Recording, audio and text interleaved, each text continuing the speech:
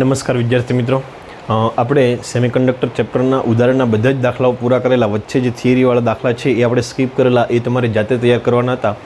તમે દરેક વિદ્યાર્થી મિત્રોએ જોયા હશે. હવે આજે સ્વાધ્યાયના પણ થિયરીવાળા દાખલા તમારે જાતે તૈયાર કરવાના છે. આપણે આ બધા જ દાખલાઓ પૂરા થાય ત્યાર પછી થિયરીવાળા એક જોઈ લઈશું.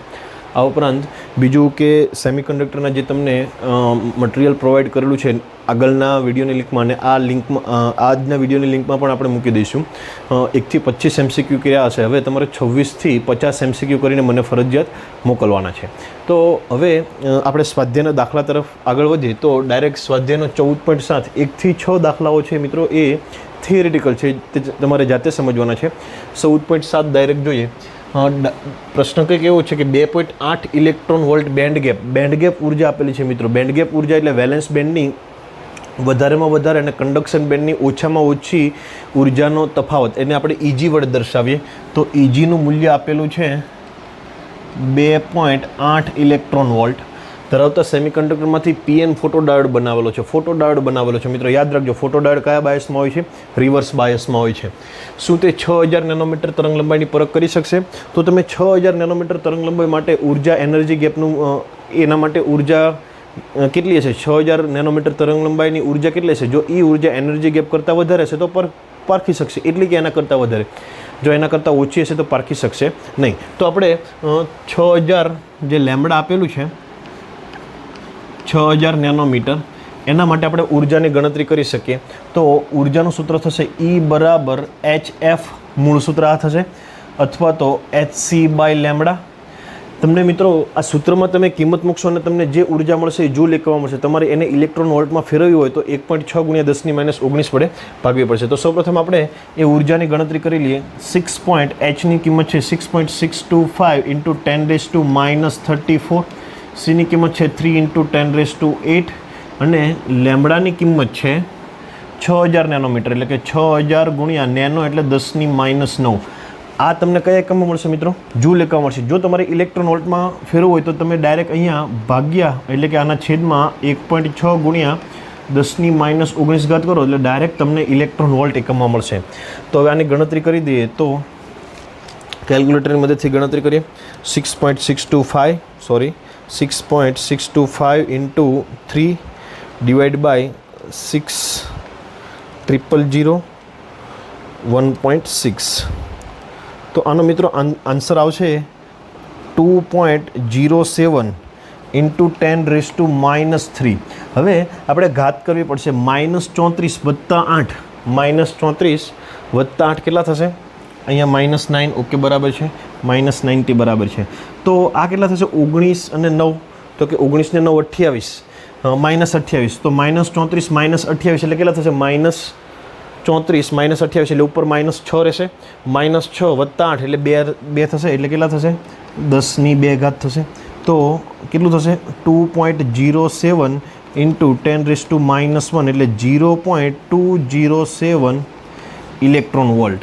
જ્યારે અહીંયા કેટલી છે? 2.8 ઇલેક્ટ્રોન વોલ્ટ. તો તમે જે પ્રકાશ આપાત કરો છો એ 0.207 ઇલેક્ટ્રોન વોલ્ટ છે, જ્યારે એનો એનર્જી ગેપ 2.8 ઇલેક્ટ્રોન વોલ્ટ છે. તો આ પ્રકાશ વધારે કહેવાય કે ઓછો કહેવાય? ઓછો કહેવાય. તો પાર્ક કરી શકશે? નહીં પારખી શકે. એટલે અહીંયા લખવું પડશે કે E < EG હોવાથી, આ E < EG હોવાથી 6000 નેનોમીટરનો પ્રકાશ પારખી શકાશે નહીં, પારખી શકશે નહીં. સમજાય છે મિત્રો? આ એક સૂત્રનો ઉપયોગ કરવાનો છે. ઘણા બધા દાખલા આ એક સૂત્રનો ઉપયોગ કરવાથી તમને આવડી જશે. તો આ દાખલો તમારી નોટબુક્સમાં ઉતારી લેજો સરસ રીતે, અને નીચે વાક્ય લખી દેજો.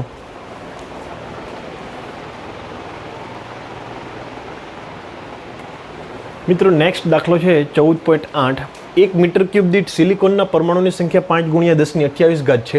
તેને એક જ સમયે આર્સેનિક એટલે મિત્રો કયો થશે? Phosphorus, arsenic, antimony, pentavalent.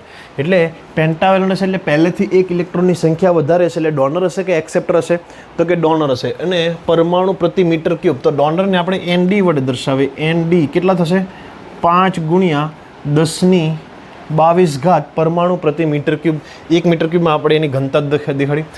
ઇન્ડિયમના 5 ગુણ્યા 10⁻20 મિત્રો 5 અને એ કયું છે ઇન્ડિયમ એટલે કયું થશે ટ્રાવેલન્ટ એટલે શું આપશે હોલ આપશે તો કયું કહેવાશે એક્સેપ્ટર તો એક્સેપ્ટરની સંખ્યા ઘનતા કેટલી છે એક્સેપ્ટરની 5 ગુણ્યા 10⁻20 ડોપિંગ કરવામાં આવે તો ઇલેક્ટ્રોન અને હોલની સંખ્યા ગણવાની છે તમને એનઆઈની કિંમત આપી દીધી છે મિત્રો હંમેશા યાદ રાખજો એનઆઈ એટલે એની ઇન્ટુ એનએચ એનઆઈ સ્ક્વેર બરાબર એની ઇન્ટુ એન છે એ ગુણાકાર હંમેશા કેવો રહેશે અચળ રહેશે અને કહેવાનું છે કે આ દ્રવ્ય એન પ્રકારનું હશે કે પી પ્રકારનું હશે મિત્રો અહીંયા તમને ખબર પડી જશે કે ડોનર અશુદ્ધિ આટલી છે એક્સેપ્ટર આટલી છે તો પરિણામી શું હશે તો કે જે વધારે હશે તો ચેક અને કેટલી વધારે હશે તો કે જેટલો તફાવત હશે દાખલા તરીકે તમે 5 ઇલેક્ટ્રોન ઉમેરો 4 હોલ ઉમેરો તો પરિણામી શું વધશે 1 ઇલેક્ટ્રોન વધશે 5 વધારાના ઇલેક્ટ્રોન 4 વધારાના હોલ તો પરિણામી વધારો શાનો થશે ઇલેક્ટ્રોનનો કેમ કે પહેલાં 5માંથી 4 ઇલેક્ટ્રોન પહેલાં હોલની અંદર બેસી જશે તો બરાબર યાદ રાખજો અહીંયા આપણે કોણ વધારે થશે તો કે ડોનર અશુદ્ધિનું પ્રમાણ વધારે છે એક્સેપ્ટર અશુદ્ધિ કરતાં ડોનર અશુદ્ધિનું પ્રમાણ વધારે છે એટલે એક્સેપ્ટર અશુદ્ધિ જેટલી ડોનર અશુદ્ધિ શું થઈ જશે ન્યુટ્રલ થઈ જશે અને વધારાની ડોનર છે એ આપણને પરિણામ સ્વરૂપે મળશે તો પરિણામી કોની સંખ્યા વધારે છે ડોનરની કે એક્સેપ્ટરની ડોનર એટલે ઇલેક્ટ્રોન કે હોલ તો ડોનર એટલે ઇલેક્ટ્રોન તો એન ઈનું મૂલ્ય કેટલું હશે તો કે ડોનર માઇનસ એક્સેપ્ટર જેટલું ડોનર એટલે પેન્ટાવેલન્ટ એક્સેપ્ટર એટલે ટ્રાવેલન્ટ ડોનર એટલે આર્સેનિક અને એક્સેપ્ટર એટલે ઇન્ડિયમ ચાલો તો એનડીની કિંમત મૂકીએ 5 ગુણ્યા 10⁻22 માઇનસ 5 ગુણ્યા 10⁻20 હવે ઘાત અલગ અલગ છે તો બાદબાકી નહીં થાય તો સૌપ્રથમ આપણે ઘાત સરખી કરી દઈએ અહીંયા 20 છે ને 22 કરવી હોય તો શું કરવું પડે તો કે 2 પોઈન્ટ આ બાજુ ખસેડવા પડે 5 ગુણ્યા 10⁻22 માઇનસ 0.05 ગુણ્યા 10ની કેટલી ઘાત થશે 22 થઈ જશે આ બાજુ આવો તો ઘાતમાં શું થશે વધારો થશે 5 અહીંયા ઘાત હતી અત્યારે 20 21 અને 22 થઈ ગયું ચાલો 5 માઇનસ હવે ઘાત સરખી થઈ ગઈ એટલે ડાયરેક્ટ બાદબાકી થશે 5 માઇનસ 0.05 એટલે કેટલા થશે 4.95 ગુણ્યા 10⁻22 આ કોની આ ઇલેક્ટ્રોનની સંખ્યા ઘનતા છે આટલા તમને 1 મીટર ક્યુબ દીઠ તમને આટલા ઇલેક્ટ્રોન વધારે મળશે તો આમાં ઇલેક્ટ્રોનની સંખ્યા વધારે છે કે હોલની તો આપણે હોલની સંખ્યા ગણી જોઈએ મિત્રો આપણને સૂત્ર ખબર છે ni² બરાબર એની ઇન્ટુ એનએચ તો એની આપણી પાસે અહીંયા છે એનઆઈ તમને રકમમાં આપેલું છે તો એનએચ મળી જાય તો જે મેળવવાનું છે એને કરતા બનાવે તો એનએચ બરાબર શું થશે ni² બાય ne થશે ચાલો ni² ની કિંમત મૂકો ni² ની કિંમત કેટલી થશે 1.5 ગુણ્યા 10⁻16 છેદમાં એની એટલે 4.95 ગુણ્યા 10⁻22 ચાલો આનો વર્ગ કરો 1.5નો વર્ગ કરશો તો 2.25 10⁻16 વર્ગ કરશો તો 10⁻16 છેદમાં કેટલા આવશે 4.95 ગુણ્યા 10⁻22 કેલ્ક્યુલેટર કરો જે 2.25 વેર ઇઝ કેલ્ક્યુલેટર ઓકે 2.25 ગુણ્યા 2.25 ભાગ્યા 4.95 એપ્રોક્સિમેટલી 0.5 આવશે પણ 0.45 આવ્યો જવાબ એટલે 0.45 મિત્રો લાઇટ જતી રહી છે તમને દેખાતું હોવું જોઈએ 0.45 ઇન્ટુ 10 કેટલી થશે 10⁻32 માઇનસ 22 એટલે 10⁻10 અને વ્યવસ્થિત ગોઠવો તો ચાલશે એમ આ શું છે આ હોલની સંખ્યા ઘનતા છે તો કોની સંખ્યા ઘનતા વધારે છે ઇલેક્ટ્રોનની કે હોલની તો અહીંયા ડાયરેક્ટ ખબર પડી જ જાય છે કે electron greater than NH hole કરતાં ઇલેક્ટ્રોનની સંખ્યા વધારે છે તો કયા પ્રકારનું અર્ધવાહક હશે પી પ્રકારનું કે એન પ્રકારનું તો ઇલેક્ટ્રોનની સંખ્યા વધારે હોવાથી આ કયા પ્રકારનું હશે એન પ્રકારનું અર્ધવાહક હશે મિત્રો દરેક બાળકો લખી દેશે પોતાની નોટબુક્સમાં સારી રીતે ક્લિયર દેખાય છે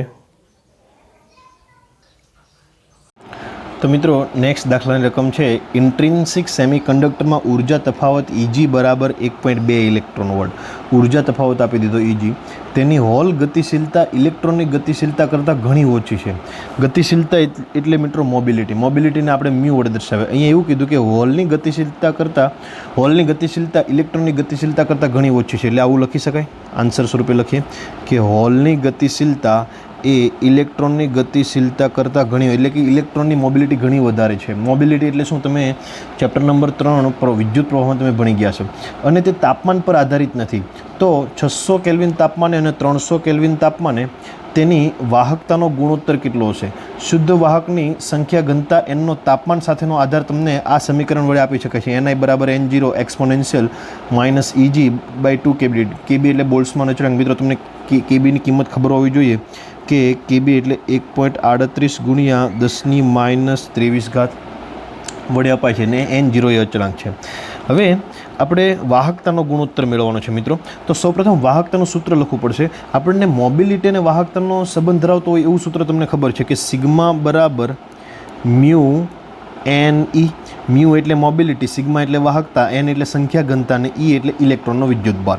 હવે અહીંયા હોલ અને ઇલેક્ટ્રોન બંનેની આપણે મોબિલિટી છે અને એની બંનેની સંખ્યા ઘનતા. તો આવું લખી શકાશે એટલે કે આ જે વાહકતા છે બંનેને કારણે છે, હોલને કારણે પણ હશે ને ઇલેક્ટ્રોનને કારણે પણ હશે. તો પરિણામી સિગ્માનું મૂલ્ય આપણું આવું થશે કે ઈને પહેલાં લખીએ મ્યુ ઇલેક્ટ્રોન N ઇલેક્ટ્રોન વત્તા મ્યુ હોલ N હોલ એવું લખી શકીએ. સમજાય છે મિત્રો? અહીંયા મ્યુ અને N બંનેના આપણે લખવા પડશે. કોના? ઇલેક્ટ્રોન અને હોલના બંનેના. પરંતુ આપણે જાણીએ છીએ કે આપણને રકમ આપી દીધું છે કે હોલની મોબિલિટી ઇલેક્ટ્રોનની મોબિલિટી કરતાં ઘણી ઓછી છે. આથી આપણે આને શું કરીશું? અવગણીશું. તો માત્ર સિગ્મા બરાબર શું ધ્યાનમાં લઈશું? સિગ્મા બરાબર E મ્યુ NE, કેમ કે હોલની મોબિલિટી ઘણી ઓછી છે. હવે આપણે આની કિંમત મૂકીએ. Ni બરાબર આ સૂત્રનો ઉપયોગ કરીએ.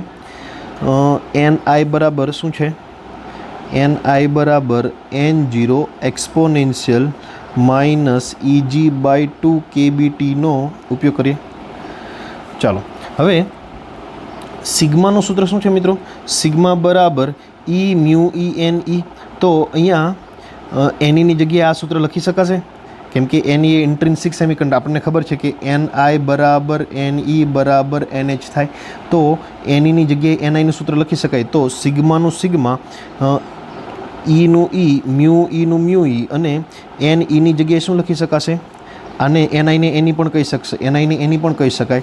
તો NEની જગ્યાએ N0 exponential minus EG/2 kBT દેખાય છે દરેક મિત્રોને?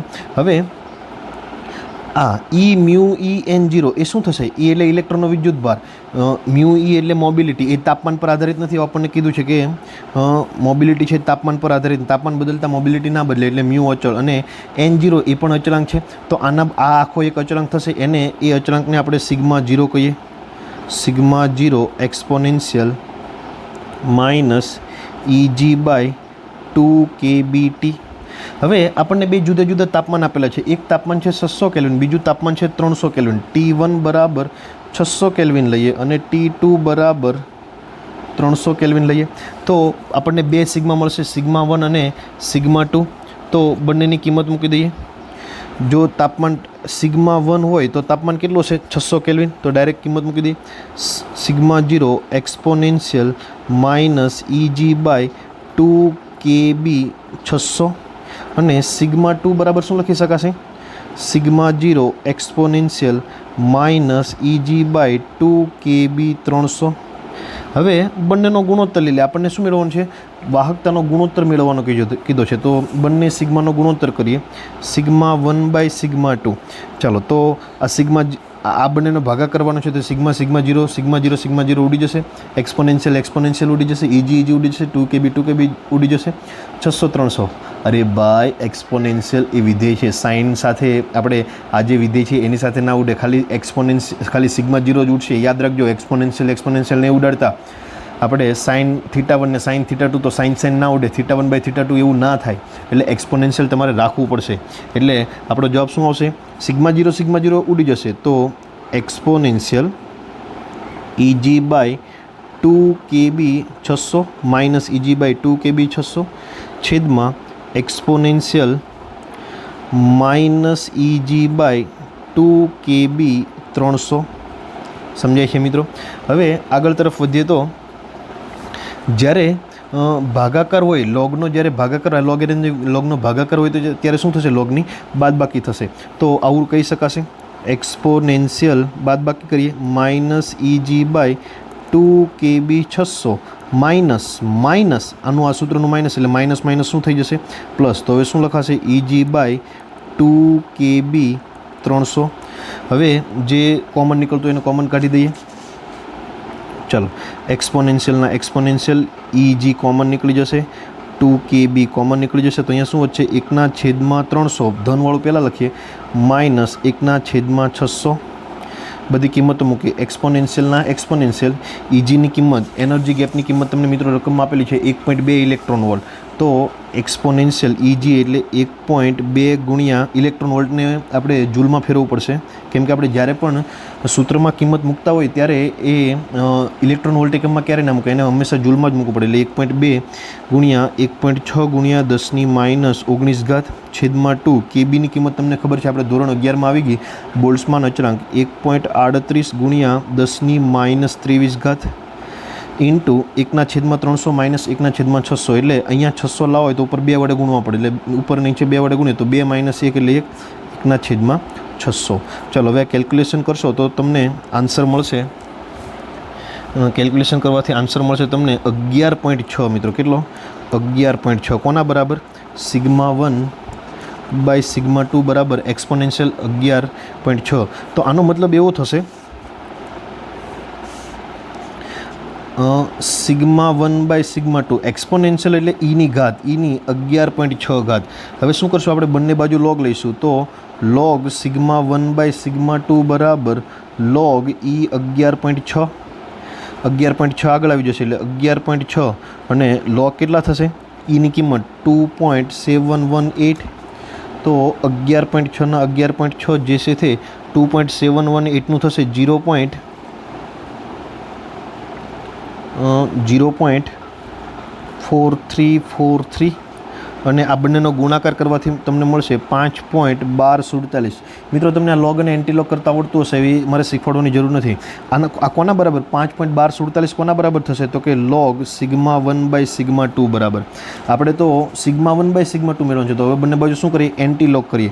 તો આ બાજુ લોગ અને એન્ટીલોગ એટલે σ1/σ2 થશે, આ બાજુ એન્ટીલોગ 5.1247 અને 5.1247નો લોગ થશે મિત્રો 1.1332 ગુણ્યા 10⁵. તો તમને આ બે વાહકતાનો ગુણોત્તર મળી જશે. તો મિત્રો આ બરાબર દાખલો યાદ રાખી લેજો. આ સૂત્ર તમને પરીક્ષામાં આપેલું પણ હોય ને ના પણ આપેલું હોય, તમારે સૂત્ર પણ યાદ રાખવાનું રહેશે. અહીંયા આપી દીધેલું છે, પરંતુ પરીક્ષામાં તમને કદાચ ન પણ આપેલું હોય તો તમારે યાદ રાખવાનું રહેશે. NI બરાબર N0 exponential minus EG/2 KB. KB એટલે બોલ્ટ્ઝમાન અચળાંક અને T અહીંયા તમને તાપમાન કેલ્વિનમાં જ આપેલા છે, પરંતુ પરીક્ષામાં એ તમને સેલ્સિયસમાં પણ આપેલા હોય તો તમારે એમને કેલ્વિનમાં ફેરવવા પડે. તો મિત્રો આજે આ 14.9 દાખલા સુધી રાખીએ છીએ. આપણે આવતીકાલે આગળના દાખલાઓ જોઈશું. હવે એક મોટો દાખલો છે અને બાકીના બધા નાના દાખલા છે, તો એ ટૂંક સમયમાં થઈ જશે. અને મિત્રો મેં તમને કીધું એમ કે તમારે જે તમને મટીરિયલ આપેલું છે, આજની લિંકમાં પણ મટીરિયલની લિંક હશે, જો ડાઉનલોડ ના કરી હોય તો કરીને જોઈ લે. એ કીડીબેન તું પણ ભણવા આવી છો જા સાઈડમાં, તો એ પણ તમારે તૈયાર કરી દેવાના છે. એટલે 25 થી 50 MCQ તમારે ક્લિયર કરી દેવાના છે. તો મિત્રો આજનો વિડીયો લેક્ચર આપણે અહીંયા સુધી રાખીએ. ધન્યવાદ.